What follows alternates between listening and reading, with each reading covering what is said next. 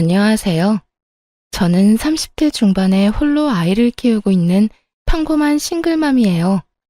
여러분은 미신을 얼마나 믿어요? 점, 사주팔자, 타로 이런 거 말이에요. 사실 저도 이번 일을 겪기 전까지는 이런 미신들을 가끔씩 보기도 한 사람이에요.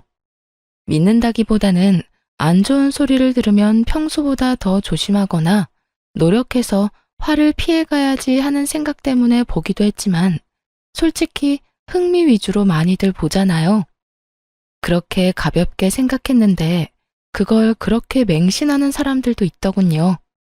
제가 이렇게 사연글을 쓰게 된 이유는 바로 그 미신을 맹신하는 사람들에 대해 이야기해 주고 싶어서예요. 그 사람들은 전 시댁과 전 남편이고요. 제가 얼마나 어이없는 일을 당했는지 한번 들어봐 주세요. 저는 병원의 임상병리사로 일하는 평범한 사람이에요. 남편은 평범한 회사원으로 저희 병원과 남편 회사가 가까웠기에 인연이 돼서 만나게 됐죠.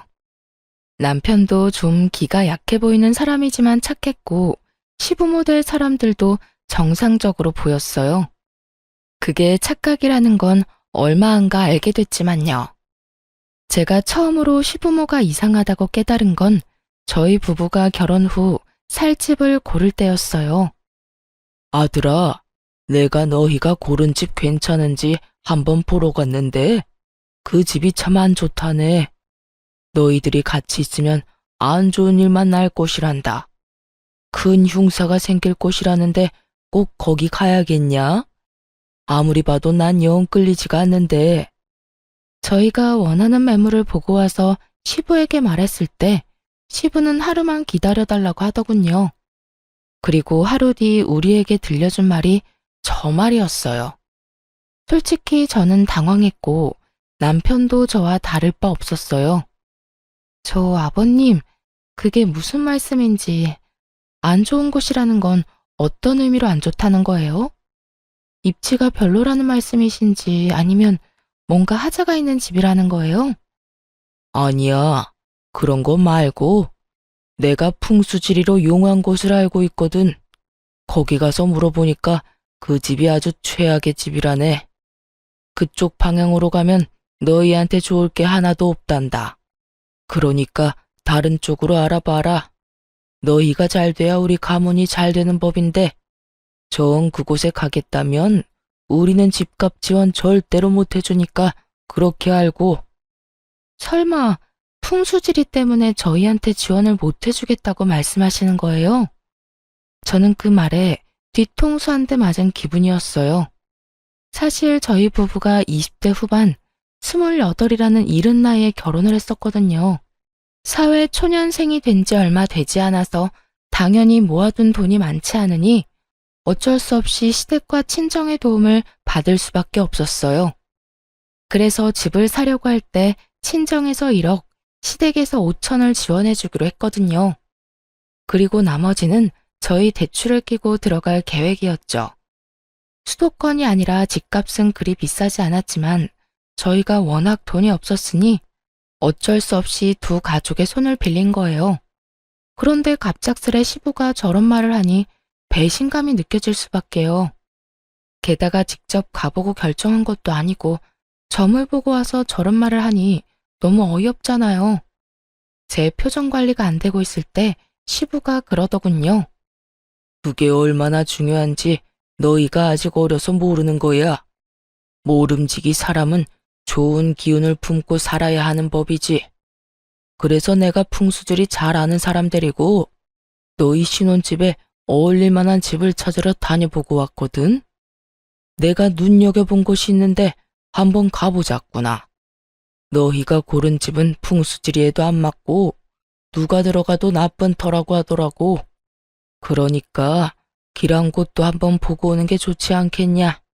그래야 너희 생각도 바뀔 거 아니냐. 좋은 의도라는 건 잘 알겠어요. 하나뿐인 아들 내외를 좋은 집에서 누구보다 길한 곳에서 보금자리를 꾸며주고 싶은 그 마음. 정말 솔직히 이런 형태가 아니었다면 고마워서 눈물이 났겠죠. 그런데 이건 좀 아니잖아요. 게다가 시부가 보내준 주소를 보니 눈앞이 캄캄했어요. 직장과는 너무 먼 데다가 지은 지 오래된 집이었거든요. 게다가 찍어준 사진만 봐도 리모델링 비용이 얼마나 나올지 예측이 불가할 만큼 허름했어요. 솔직히 그 사진을 보고 나니 시부가 일부러 점집이나 풍수지리 이야기를 꺼낸 줄 알았어요. 비싼 집 안 보내려고 저러는 거구나 하고. 그렇지만 시부가 그것도 돈도 지원해줄 사람이 가자는데 거절할 사람이 어디 있겠어요? 결국 울며 겨자 먹기로 시부를 따라 나섰죠. 저희 부부는 이후에 다른 곳에 갈 일이 있어서 시부와는 차를 따로 타고 갔어요. 남편 차 타고 가는 길에 순간 그 근처에 살고 있는 친한 간호사가 생각났어요. 몇 년 전 결혼해서 그 동에 산다고 들었거든요. 그래서 동료에게 전화를 걸었어요. 괜찮은지 정보 좀 알아보려고요. 여보세요? 나야. 나 뭐 궁금한 게 있어서 연락했는데 잠깐 통화 돼? 응, 통화 괜찮아. 무슨 일인데 이렇게 전화로? 내일 병원 가서 물어보면 되지. 지금 당장 알아야 하는 일이라서 그렇지. 다른 게 아니고 지금 신혼집 보러 너희 집 근처로 가거든? 폰에 있는 지도로 찾아보니까 딱 너희 집 바로 근처더라고. 그 주소 보내줄 테니까 거기 집 괜찮은지 알려줄래? 아버님이 좋은 길지라고 지금 보러 가는데 네가 동네 사람이니까 잘 알 거 아니야. 외관 사진도 보내줄게. 나도 동네 일 잘 모르는데 일단 주소로 지도 한번 찾아보고. 어? 야, 여기는 좀 그냥 다른 데 찾아보는 게 어때?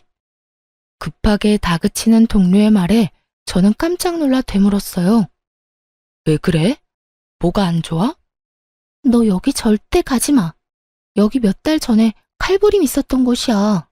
그래서 경찰들이 노란 줄 쳐놓고 못 들어가게 막고 난리도 아니었거든?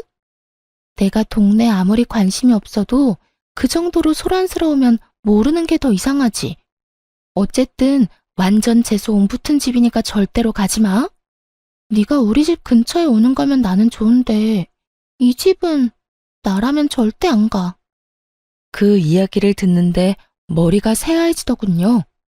제가 무슨 소리를 들었나 싶을 정도로요. 남편에게 이야기를 하려는데 벌써 도착한 상태였고 친구와 연락을 끊고 일단 시부와 함께 그 문제의 집으로 갔어요. 그 집 앞에는 남자가 한 사람 서 있었는데 소개로는 공인중개사라고 하더군요. 그렇게 시부와 함께 저희도 일단 집에 따라 들어갔죠. 사실 집 자체는 사진으로 보는 것보다는 덜 더러웠어요. 그렇다고 고칠 곳이 없다는 건 아니었지만 매매가를 아낀다면 리모델링에 충분히 돈을 쓸 수 있으니 그 부분은 다행이라고 생각했죠. 물론 그 집에 들어가겠다고 가정을 했을 때의 말이죠. 저는 이곳에 들어갈 생각이 이미 눈꼽만큼도 없었거든요.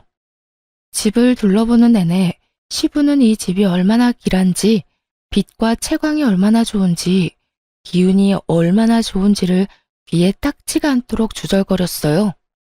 그리고 저는 말 한마디 없이 냉랭한 표정으로 공인중개사의 입만 쳐다보고 있었고요. 해줘야 할 말을 안 하더군요. 그래서 제가 물었어요. 그런데 공인중개사님, 궁금한 게 있는데 왜 이 집이 문제 매물인 건 이야기 안 해주세요? 예? 모른 척 하지 마세요. 제가 이 근처 사는 직장 동료한테 이미 들었는데요. 여기 몇 달 전에 칼부림 났었다면서요? 그래서 경찰들 와서 난리도 아니었다는데 설마 그걸 모르셨던 건 아니죠? 제 말에 남편과 시부의 얼굴이 확 일그러지더군요. 저는 일부러 시부 보는 앞에서 공인중개사를 더 추궁했어요. 솔직히 말이 안 되잖아요. 중간에 다른 사람이 살았던 것도 아니고 그렇게 큰일이 있었는데 저희가 매매 계약하고 나서 이 사실을 알았으면 얼마나 찝찝했겠어요? 저희는 아무리 돈 없어도 이렇게 재수없는 집은 안 들어가요. 저희 아버님이 풍수질이랑 기운에 얼마나 민감한지 모르시죠? 오늘도 좋은 곳이라고 해서 왔는데 이런 식으로 사람 속이시면 그게요. 그런 일이 있기는 했는데 시간도 좀 오래되기도 했고 무엇보다 매물이 워낙 싸지 않습니까? 이 정도 번화가에 이 가격이면 솔직히 거저나 다름없죠. 아무리 돈을 적게 줘도 문제 있는 곳이면 이야기는 해줬어야죠. 그리고 지역 신문에 날 정도면 엄청 큰일이죠. 제 직장 동료가 바로 이 근처 살거든요. 집 주소 알려주니 단번에 알던걸요. 아무리 풍수지리가 좋고 길지면 뭐예요? 딱 봐도 재수 안 붙은 집이잖아요. 아버님, 저희 이런 집에 들어가게 하실 생각이셨어요? 제가 경악스럽다는 표정으로 묻자 그제서야 시부가 당황하더군요. 언제나 미신을 그렇게 따지면서 우리에게 완전 안 좋은 일이 있었던 집에 들어가라고 강제로 들이민 거나 마찬가지잖아요. 제 물음에 시부가 손을 내저으며 변명하더군요. 그럴 리가 있겠냐? 나는 다 너희 좋은 곳에서 살았으면 해서 그런 거지. 나한테 그런 나쁜 마음 같은 건 없었어. 오해다. 진짜 오해야. 그런데 공인중개사 양반, 진짜 그런 일이 있었던 게 맞습니까? 왜 저번에는 저한테 그런 이야기를 안 해줬어요? 저번에는 오셨을 때 두 분이서만 이야기하셨잖아요. 제가 뭐라고 이야기하려고 하면 모르는 사람은 좀 빠지라고 하시더니 설명을 해주려고 해도 싫다고 할 때는 언제고. 그래도 이 매물은 그 부분만 빼면 다 좋잖아요. 건물이 낡았지만 전기나 가스, 수도 같은 건 문제 하나도 없고 동네가 더럽고 허름한 것도 아니고 지하철역하고 멀지도 않으니까. 그리고 무엇보다 매매가가 이 근방에서 찾아보기 힘들 만큼 싸잖아요. 요새는 일부러 싼 곳 찾아오는 사람들도 많아서. 이 사람이? 우리 아들이랑 며느리는 이제 막 결혼해서 마련하는 첫 번째 집인데 이런 집에 어떻게 들어가? 말이 되는 소리를 해야지. 이런 집이라는 거 알았으면 내가 반대했을 거야. 되려 호통치는 시부의 그 모습에 저는 속으로 코웃음을 쳤어요. 이 집에 와서 확인해보라던 시부가 할 말은 아니잖아요. 여기까지 끌고 온 게 본인이면서 애꿎은 공인중개사만 혼내고 있으니 어이가 없었죠. 그리고 한편으로는 안심도 됐어요. 이런 집에 들어가라고 할 리도 없을 테니까요. 그렇게 미신을 중요시하는 시부가 이런 재수없는 집에 들어가도록 놔둘 리가 없잖아요. 그런데 그 뒤에 시부가 한 행동에 완전 질려버렸어요. 시부가 부랴부랴 어디론가 전화를 걸더라고요. 나요. 이 집에서 칼부림 났었다는데 이게 도대체 어떻게 된 일이야? 자네 말로는 좋은 집이라며. 길지라서 살면 두고두고 좋을 집이라더니 몇 달 전에 이 집에서 사람 죽어서 경찰까지 왔었다는데 잘 봐준 거 맞아? 시부의 그 말에 상대방이 뭐라고 했는지는 모르겠는데 그 뒤에 이어진 시부 말은 저를 더욱 경악스럽게 했어요. 그러면 굿 한 번 하고 들어가면 된다고? 그럼 굿 한 판에 얼마 정도 하는가? 1,000만 원 정도는 받아야 한다고? 너무 비싸기는 한데 그래도 받아야 정상적으로 쓸 수 있다는 말이지? 알겠어. 필요한 준비물 같은 거 있으면 미리 말해주게. 시간도 길한 시간 골라서 알려주고. 이 집을 포기한 건 아닌지 굿을 하겠다는 말을 하더군요. 분명히는 저나 상대방이 굿을 권한 거겠죠. 그 말에 저는 열이 받았어요. 굿이라니. 저는 절대로 굿을 한 집이나 사람 죽어나간 집에서 살고 싶은 마음이 없었어요. 그런데 우리 부부의 생각은 묻지도 않고 자연스레 굿 이야기를 하는 시부에게 소리쳤어요. 아버님, 잠시만 전화 끊어보세요. 중요한 이야기 하는 중인데 내가 이따가 다시 전화할 테니까 조금만 기다려봐. 전화를 끊은 시부에게 제가 말했죠. 아버님, 아무리 그래도 그거 가지고 구술하는 건 좀 아닌 것 같아요. 그냥 차라리 다른 곳을 알아보는 게 어떨까 싶은데요. 좋은 집 찾는데 들인 돈도 있으실 텐데 굳이 나쁜 집에 굿까지 해서 사는 건 아닌 것 같아서요. 제 말에 골똘히 생각하던 시부가 고개를 끄덕이더군요. 하긴 워낙에 비싼 돈이었으니 고개를 끄덕일 수밖에요. 저는 공인중개사를 보며 말했어요. 저희 시아버지께서 기운이 좋은 집을 좋아하세요. 풍수질이나 뭐 이런 것도 좀 보시고요. 근데 공인중개사들이 생각하는 그런 집은 어떤 집일까요? 그거야.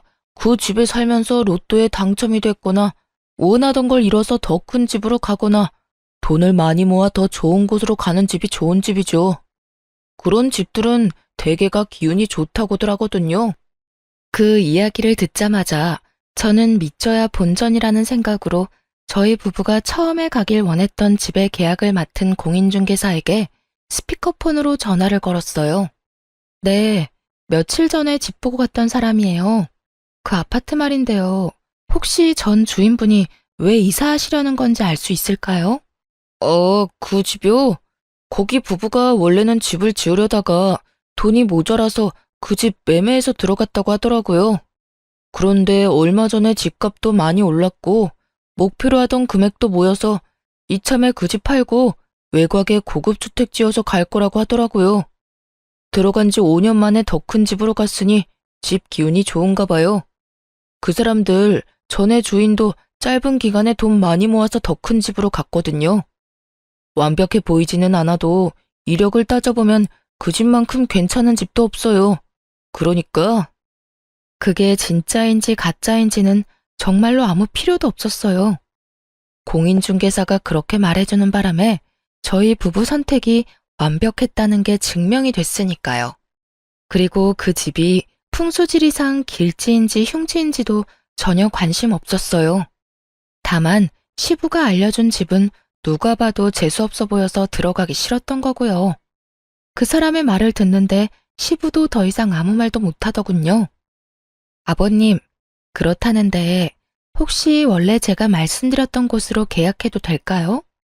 굳이 큰돈 들여서 흉흉한 집을 좋은 집으로 바꾸느니 그냥 다른 사람들에 의해 검증된 집에 가는 게 좋잖아요.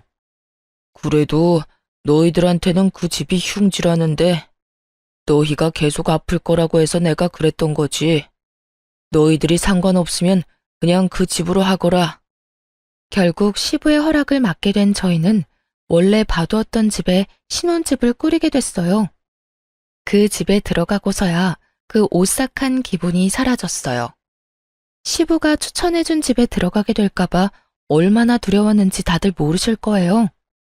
그 집을 우리 손으로 사지 않았다는 것만으로도 정말 천만다행이라고 생각하고 있어요. 시부의 미신 사랑에 대해 뼈저리게 느끼게 된 것이 이 신혼집 구매 때였어요. 그리고 그 뒤에도 시부의 미신에 대한 맹목적인 애정은 전혀 사라지지 않고 더 커져가기만 했죠. 저희가 결혼하고 3년간 애가 전혀 생기지 않더라고요.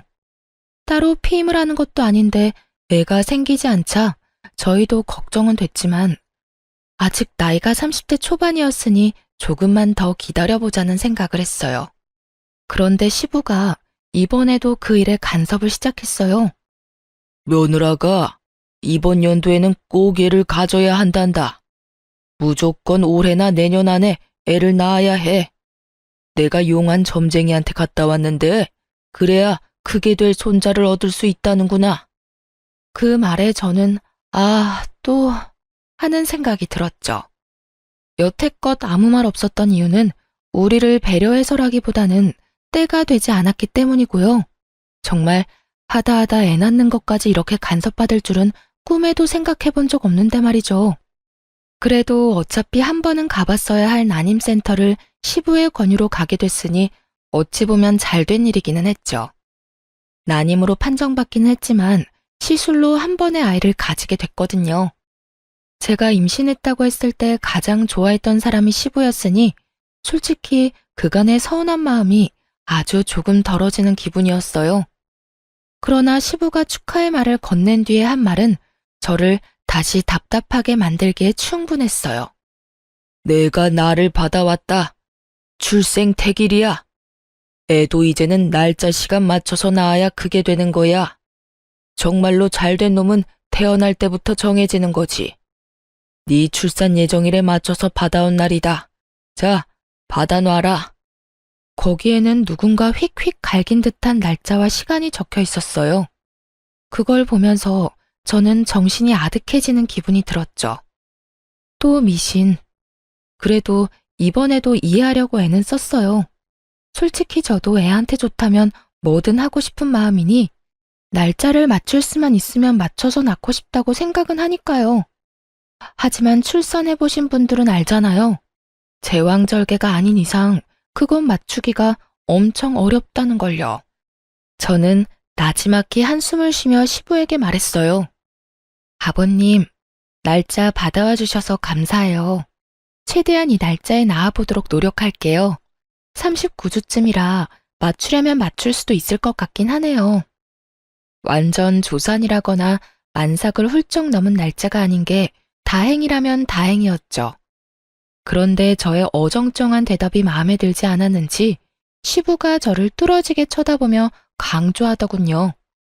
아가, 이건 선택사항이 아니다. 무조건 이 날짜, 이 시간 안에 낳아야 해.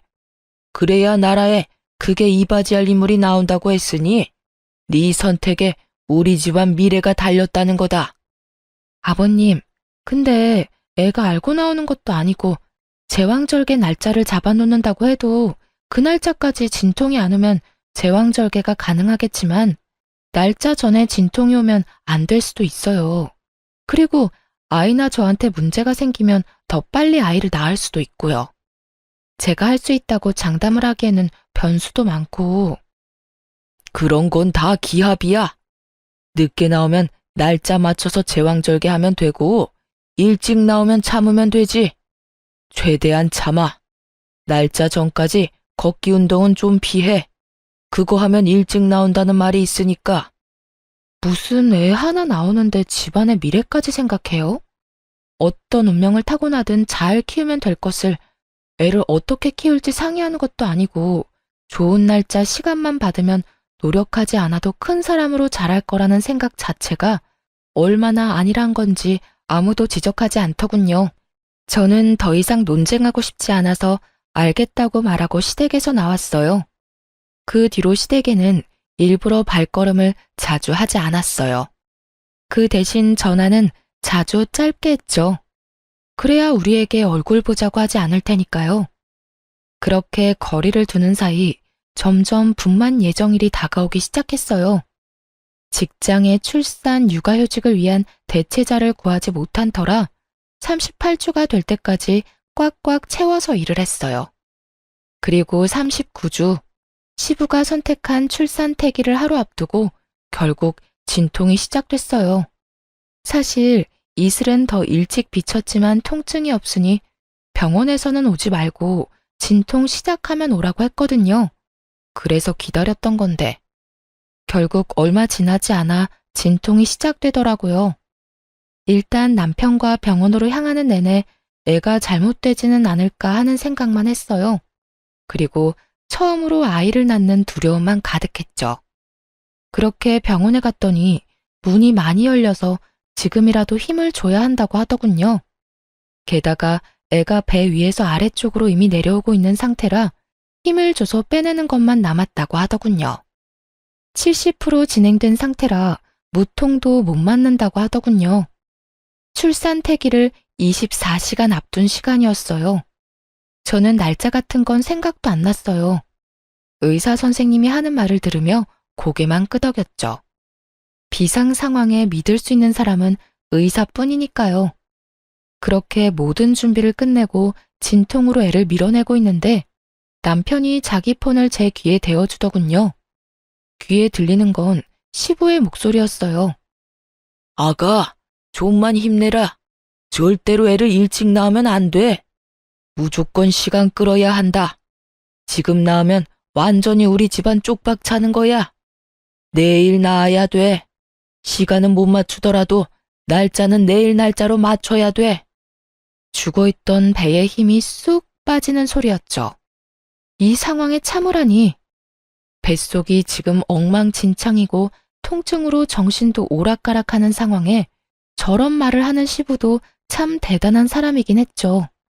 분만 직전이라 이 안쪽까지는 들어오지 못하고 시부는 밖에서 남편을 시켜 제게 계속 압박감을 불어넣었어요. 거기다 간호사와 의사까지 난처한 표정으로 남편에게 와서 말하더군요. 밖에서 보호자분께서 지금 막무가내예요. 나가서 진정 좀 시켜주세요. 지금 제왕절개가 안 될 정도로 자궁문이 많이 열린 상태라 어차피 자연분만 해야 합니다.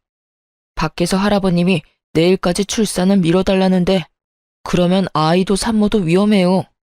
위험하다고 말씀을 아무리 드려도 안 된다고 난리를 치시는데 저희는 생명을 위험하게 만드는 사람이 아니잖아요. 보호자분이 밖에 나가서 정리 좀 해주셔야 될 것 같은데요. 딱 들어도 의사 화가 많이 난 목소리였죠. 병원에서 일하고 있는 저도 자주 보거든요. 바빠 죽겠는데 진상 환자가 있으면 짜증이 2배가 아니라 10배로 늘어난다는 걸요. 게다가 환자도 아닌 보호자 때문에 환자까지 위험하게 생겼으니 그 위험에 따른 불안감도 한몫할 거고요. 그런데 웃긴 건 남편이 멀뚱하게 서 있던 거였어요. 당신 뭐해? 나 지금 당장 애 낳아야 해. 너무 아프다고. 그치만 아버지가 날짜 꼭 지켜야 한다고 하셨는데. 나 죽어나가도 그 말 할 거야? 네 앞에서 애랑 나랑 둘이 나란히 잘못되는 거 봐야 정신 차릴래? 애한테 무슨 일 생기면 당신네 가문에 미래고 뭐고 아무것도 없을 줄 알아? 저는 다 때려치고 빨리 낳고 싶은 마음뿐이었어요. 게다가 제왕절개를 안 해도 될 정도로 자궁문이 많이 열린 상황이었죠. 제 말에도 남편 놈이 우물쭈물하자 저는 열받아서 의사에게 말했어요. 의사 선생님, 주 보호자 필요 없고 환자인 제가 말할게요. 그리고 보호자 서명 뭐 이런 거 필요하시면 남편 말고 밖에 있는 저희 친정어머니한테 사인 받으시고요. 제 목소리가 밖에 다 들렸는지 시부가 밖에서 고함을 지르더군요. 무슨 소리야? 기다려. 내일 낳아야 된다고 내가 말했지? 어이, 의사 선생, 참을 수 있다니까. 조금만 시간 좀 더 끌어. 사돈, 이제 그만 좀 하세요. 동네 창피하게 왜 병원에서 난리예요? 그리고 왜 출산을 맞추려다가 내 딸까지 죽일 일 있어요? 당신네한테는 손주가 소중하겠지만 우리한테는 딸이 더 소중하거든요. 어디서 태어나지도 않은 애 출산을 맞추려고 내 딸 죽이려고 해. 경고하는데 내 딸한테 문제가 생기면 나 당신들 절대로 그냥 안 둬. 친정엄마 말에 시부도 덩달아 흥분했는지 쏘아붙이더군요. 사부인이 말씀이 지나치시네요. 내가 왜 이러는지 몰라서 그래요. 내일 애가 나와야 나라에 이바지할 큰 사람이 된다고. 나와야 사람이 되든 말든 할 거 아니오. 저러다가 둘 다 잘못되기라도 하면 그쪽이 책임지실 거냐고. 여기서 병원 업무 방해하면 의사 선생이 아니라 내가 당신 경찰서에 신고해버릴 거니까 지금 당장 여기서 나가세요. 사람들 보기 창피하지도 않아요? 요즘 세상에 어떻게 며느리 목숨을 가지고 이래라 저래라 하는 거야? 친정엄마의 따끔한 말과 주변 사람들의 더 따가운 눈총에 결국 시부는 쫓겨나듯 병원 밖으로 나갔어요. 친정엄마의 호통 소리를 들으며 저는 다시 마음의 안정을 찾았고 바로 분만을 하러 들어갔어요. 조금만 더 늦었어도 큰일 났을 거라고 의사가 말하는데 정말 속이 부글부글 끓었죠. 아이를 출산하며 감동으로 가득 차야 할 시간에 시부와 남편놈 때문에 그 감동이 엉망이 돼버렸으니 결국 화가 난 저는 출산을 마치고 남편에게 따졌어요. 당신 도대체 무슨 생각으로 아버님 편 든 거야? 설마 당신도 그 출생 날짜에 정신 팔린 거야? 나도 당황했어. 나도 두 사람 사이에서 어쩔 줄 몰랐다고. 누구를 따를지 나도 고민하고 있었거든. 그걸 어떻게 고민해? 당신 진짜 내가 죽어나가도 아버님 편들 생각이었어? 미쳤어? 설마 당신도 그 미신 믿는 거야? 그게 아무리 중요해도 목숨보다 더 중요한 거야? 그러니까 미안하다고 지금 사과하잖아. 늦었어. 이제 와서 무슨 사과야? 나 몸조리 친정에 살 거니까 당분간 만나러 오지 마. 결국 저는 화를 내고 조련퇴소 후 친정에 몸조리하러 갔어요. 솔직히 남편에게 화가 난 건 둘째치고 시댁 어른들 얼굴 볼 일이 더 짜증나서 일부러 친정에 간 거였거든요. 친정엄마랑 그렇게 큰 소리 내며 싸운 시부가 친정에 올 수 있을 리 없으니까요. 시부가 와 봐야 할 말은 하나밖에 더 있겠어요. 사실 애 낳은 그날 저녁 전화로 생생하게 듣긴 했죠. 넌 어떻게 그걸 못 참고 그렇게 애를 빨리 낳았어? 내가 전화해서 물어보니까 그것도 영 나쁜 건 아니라길래 다행으로 생각은 했다만 그게 될 수 있는 애를 네가 처음부터 잘못한 거야. 아버님, 제가 아무 말씀 안 드리려고 했는데 진짜 해도 너무 하시네요. 제가 위험하다는 말 의사 선생님한테 들으셨죠? 그런데도 어떻게 그 상황에서 더 버티라는 말씀을 하셨어요? 제가 진짜로 잘못되기라도 했으면 어쩔 생각이셨어요? 아니, 너야말로 너무 네 생각만 하는 거 아니냐? 네가 결혼해서 우리 집에 들어온 게 그냥 너 좋으라고 하는 일인 줄 알아? 자식 손주들이 잘 돼야 집안이 평안한 법이다. 그래서 내가 그렇게 하루 늦게 나으라고 했는데 그걸 못 참아서 이 난리를 피우고. 적반하장인 시부를 보니 정이 다 떨어지더군요. 그래서 시부에게 통보했어요. 그래서 지금 제가 대역 죄인이네요? 그러면 속이라도 편하시게 제가 안 보이는 게 답인 것 같네요. 앞으로는 시댁 일에 절대 참견 안 할 테니 걱정 마세요. 그리고 아버님, 손주 어차피 마음에 안 드시죠? 잘 됐네요. 앞으로 저랑 제 아들은 시댁 일에 더 이상 관여 안 할게요. 무슨 일 있으면 남편 통해서 해결하세요. 그렇게 말하고 전화를 탁 끊어버렸어요. 그리고 남편에게도 똑똑히 전했죠. 앞으로 시댁 일은 너 혼자서 알아서 하라고 말이죠.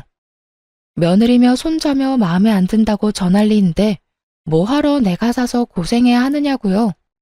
남편 놈은 저한테 미안하긴 했었는지 시댁과의 연락을 본인이 하려고 노력은 하더군요. 그런데 시부가 웃긴 게 저도 손주도 탐탁치 않다면서 매번 전화해서 애 보러 오고 싶다고 남편을 들들 볶더군요. 몇 번이나 마주칠 뻔한 걸 제가 다른 약속 만들어서 피해버렸어요. 한 5번째쯤 그렇게 피하니 더 이상 연락 안 하더군요. 제가 왜 그 사람한테 애를 보여줘야 하나요? 아무리 조손관계라도 원하던 시간에 안 태어나서 망했다고 생각하는 사람한테 제 자식 만나게 할 엄마가 어디 있나요? 그렇게 시부와의 만남을 필사적으로 피하며 저는 육아와 일을 병행하게 됐어요. 그리고 육아휴직 종료에 맞춰 아들을 어린이집에 보내게 됐어요. 이제 막 돌을 넘긴 아이를 어린이집에 보낸 부모들은 알 거예요. 어린이집은 애를 봐주는 좋은 곳임과 동시에 들어가면서 병원균에 노출되는 아주 무서운 곳이라는 걸. 저희 애만 그렇지는 않고 모든 애들이 그랬죠. 한 아이가 감기 걸려오면 그 반 애들은 다 줄줄이 걸리고 바이러스성 질병이라도 걸리면 또 다른 친구들도 다 걸리고 저희 아들은 또래보다 좀 더 많이 걸리는 편이었어요. 감기에 바이러스, 물놀이 이후에 요로 감염까지 와서 병원에 입원도 일주일씩 해야 했을 정도로요. 애가 자주 아프니 저도 연차를 계속 써야 했고 무엇보다 아이와 같이 입원을 해야 하니 몸이 축나기도 했어요. 이런데도 남편 놈은 괜찮냐는 말 한마디 없고 위로라도 해주면 좋을 것을. 제 맘 알아주는 사람은 친정엄마 뿐이더군요. 그런데 아기가 호흡기 바이러스로 열이 나서 입원했을 때 시부에게서 연락이 왔어요. 남편이 애가 아프다고 말한 모양이었어요. 전화를 받았는데 시부 이야기에 화가 확 치밀었죠.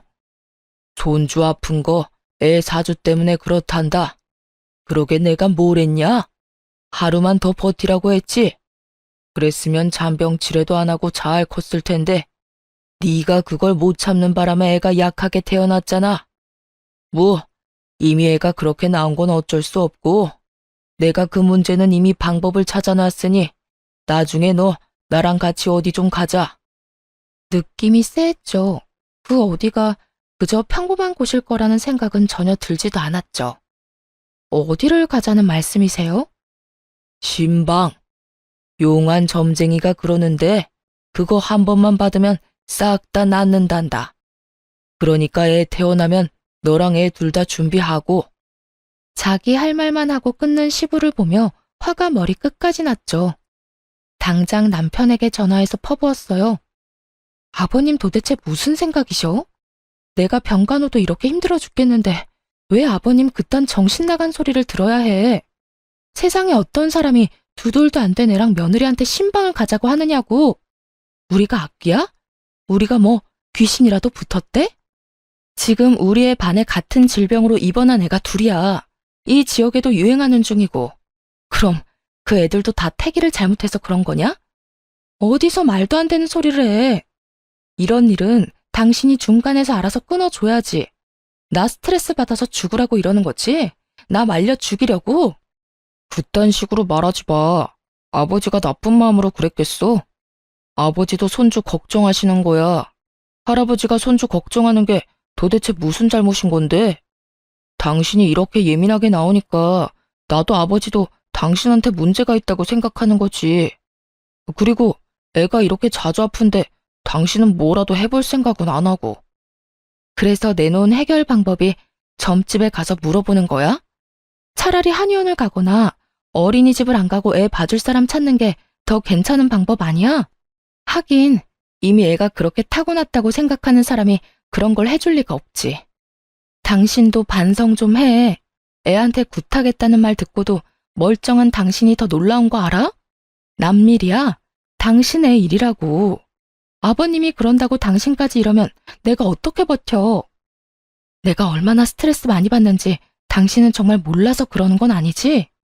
어쨌든 나 절대로 우리 아들 그런 곳에 못 보내. 그렇게 알고 당장 아버님 멈추도록 만들어. 그것도 못하면 진짜 당신 용서 안 할 거야?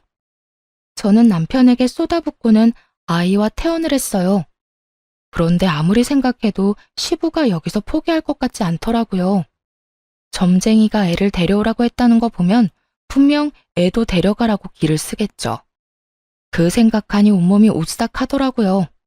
분명 집으로 찾아올 것 같아서 애랑 친정으로 갔어요.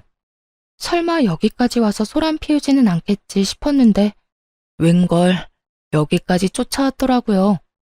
남편이 같이 왔길래 남편이 시부를 말려주려나 싶었는데 두 사람 다 애 내놓으라고 난리더군요. 여보, 나와 이야기 좀 해. 애한테 나쁠 거 하나 없다고. 한 번만 하면 돼. 돈도 아버지가 다 내준다는데 그 정도는 괜찮잖아. 빨리 나와봐. 당신 미쳤어?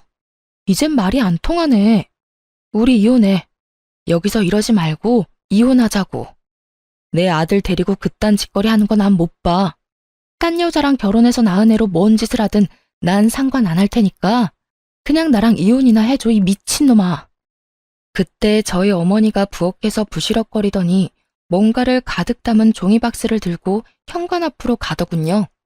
중문 앞에 그걸 놔두고는 그 상자 안에 있는 걸 들어 올리더군요. 그리고는 현관문을 열고는 들고 있던 걸 냅다 확 뿌렸어요. 이게 뭐야? 아우짜! 소금? 그래, 소금이다. 나이도 지긋하신 양반이 어디 사돈 집에 와서 행패야? 상갓집 갔다 와서도 안 뿌리는 소금까지 뿌리게 만들 정도로 완전 재앙 같은 인간이 당신이야. 감히 내 딸이랑 내 외손주한테 굿을 해? 이 정신 나간 노친네가? 늙으려면 곱게 늙어. 나이는 뒷구녕으로 처먹었냐? 지금 당장 우리 집 앞에서 안 떠나면 소금보다 경찰에 신고해서 잡아가도록 만들 거요. 어디서 사기꾼 같은 놈한테 속아가지고 여기 와서 지랄 연병을 떨어? 시부와 남편이 뭐라고 말하려고 할 때마다 친정엄마는 상자 안에 가득한 각양각색의 소금을 시부와 남편에게 탈탈 뿌려댔어요. 입으로 들어오는 짠맛에 말도 못하고 침만 퇴퇴 뱉는 두 사람에게 친정엄마가 꽥 하고 소리쳤어요. 내 눈에 흙이 들어와도 절대로 내 새끼한테는 국 같은 거 못해. 만약 그딴 짓 하기만 해봐. 내가 콱 죽어서도 당신 옆에 딱 달라붙어서 재수 더럽게 없도록 만들어줄 테니까 썩 꺼져. 결국 시부와 남편 놈은 엄마에게 쫓겨났죠. 그렇잖아도 큰 소리에 옆집에서 경비 아저씨한테 연락을 넣었더라고요. 그 덕분에 무사히 두 사람을 쫓아낼 수 있었죠. 이 일 이후에 저는 남편과 시부에게 완전 실망하고 이혼 절차를 밟았어요. 당연히 이혼 사유가 사유인 만큼 소송은 제게 유리하게 진행됐죠. 위자료의 재산 분할, 아이 친권과 양육권까지 가져왔거든요. 그렇게 남편과의 사이는 법적으로도 사적으로도 완전히 끝났죠. 저는 혼자서 애 키우며 사는 게 두려워 이혼 후 아이가 초등학교 들어가기 전까지 친정에서 친정 부모님과 같이 살았어요. 그런데 이혼하고 몇 달 안 지나서 전 남편이 저를 찾아왔더군요. 정말 만나고 싶지 않았는데 문 앞에서 제발 한 번만 이야기만 들어달라고 해서 전 남편과 이야기를 했어요. 그런데 정말 웃긴 게 뭔지 아세요? 전 남편 놈이 제 눈치를 슬슬 보더니 돈을 좀 빌려달라고 하더군요. 여보, 나 요즘 많이 힘들어. 당신이랑 이혼하면서 낸 위자료도 버거운데 직장도 폐업해서 일자리도 잃었거든. 나 지금 완전 빈털털이야. 지금 전처한테 돈 빌리러 왔어? 당신 도대체 여태껏 뭐하고 살았어? 직장 폐업했으면 다른 직장 빨리 알아봤어야지. 지금 일자리 하나 못 구해서 나한테 돈 빌리러 온 거야? 힘들어서 그렇지 세상에 넘치는 게 일자리야. 돈 벌려면 뭔 짓인들 못해? 아직 덜 힘드네. 덜 힘든 거야. 그런 거 아니야. 나도 노력은 했지. 아버지도 나한테 계속 안 좋은 일이 생기니까 점쟁이들 찾아서 알아봤지. 점쟁이들 말로는 굿 한판 하면 직장도 다시 생기고 애도 찾을 수 있고 여자도 생긴다고 해서 내 인생 좀 펴게 하려고 3천만 원짜리 굿까지 했는데도 안 됐어. 너 지금 그게 노력이라는 거야? 굿하는 게 노력? 야, 이 미친놈아. 차라리 배달이나 노가다를 해. 그래야 돈이라도 생기지. 하긴 당신 생각이야 눈에 훤하지. 아무리 봐도 그런 일은 당신급이랑 안 맞는 것 같아? 이 화상아, 돈 버는데 귀천이 어딨어? 죽고 싶지 않으면 무슨 일이든 해서 돈 벌어야지. 그리고 어떤 인간이 돈이 없는데 3천만 원을 들여서 구슬해? 와, 지금 보니까 내가 이혼을 잘했어. 이런 놈을 남편이라고 믿고 있었다가는 무슨 큰 봉변을 당했을지 상상도 안 가. 그 3천만 원만 아꼈어도 지금쯤 이 꼴은 안 났겠지. 여보, 나 진짜 심각하다고. 진지하게 생각 좀 해봐. 지금 월세 낼 돈도 없어서 허덕이는데 차도 중고로 다 팔아버리고 남은 게 없다고. 눈물을 질질 짜면서 제게 하소연하는 전 남편 놈을 보니 정말 우라통이 터지더군요. 왜 여기 와서 나한테 이야기한들 뭐가 나아지냐고요. 여보라고 부르지도 마. 그래서 굿한 결과가 지금 이거야? 이혼한 전처 찾아와서 돈 빌리는 거? 점쟁이가 그건 안 알려줬나 보네. 내가 돈 절대 안 빌려준다는 거. 그거 알았으면 네가 여기까지 왔겠어? 나도 믿기는 싫었어. 하지만 아버지가 계속 해보라면서 난리잖아. 그렇게 구슬 한 번 했는데도 직장은커녕 면접 보는 족족 다 떨어지니까 그 뒤에 그 점쟁이 찾아갔는데 도망가고 아무도 없더라고. 사기당한 거지. 아버지는 그걸 인정 못하셨고 나도 아버지 제정신으로 돌려보려고 애썼는데 안 되더라고. 용한 곳은 다 돌아보느라 집안의 살림살이도 거덜났어. 아버지 집까지 팔아서 비싼 부적도 사고 굿까지 몇 번을 했는지 정말 아버지가 집 팔았다는 이야기 듣자마자 아버지가 무슨 짓을 했는지 소름이 돋을 정도로 현실적으로 와닿더라고. 당신이라도 정신을 차리고 있었어야지. 미신 같은 거 믿을 생각하지 말고 노력을 했었어야지. 지금도 당신 꼴 좀 봐. 이게 뭐 하는 거야? 그래서 돈 다 잃고 지금 후회한 사발 들이키면서 전처한테 눈물 콧물 흘리면서 돈 빌려달라는 거 우습지도 않아? 멀쩡한 몸뚱어리 놔두고 쉽게 돈 얻어볼 생각으로 이혼한 전처한테 찾아온 것도 어지간히 뻔뻔하지 않으면 못할 짓이긴 하지. 지금 이럴 시간에 알바라도 해서 돈이나 벌어. 네 자식 키울 양육비는 미루지 마. 제 말에 전 남편은 아무 말도 못하고 입만 앙 다물고 고개만 푹 수그리고 있더군요. 그 꼴 보니 답답해서 소리를 한 번 더 질렀어요. 당장 가서 일하라고. 배달이든 상하차든 공사판을 뛰든 지금 당장 할 수 있는 일을 해서 돈이나 벌어. 그렇게 전 남편은 본전도 못 찾고 돌아가야 했어요. 도대체 저는 왜 찾아온 건지 이해가 안 가더라고요. 저 찾아올 시간에 무슨 일이라도 했으면 이 정도로 허덕이지는 않았겠죠.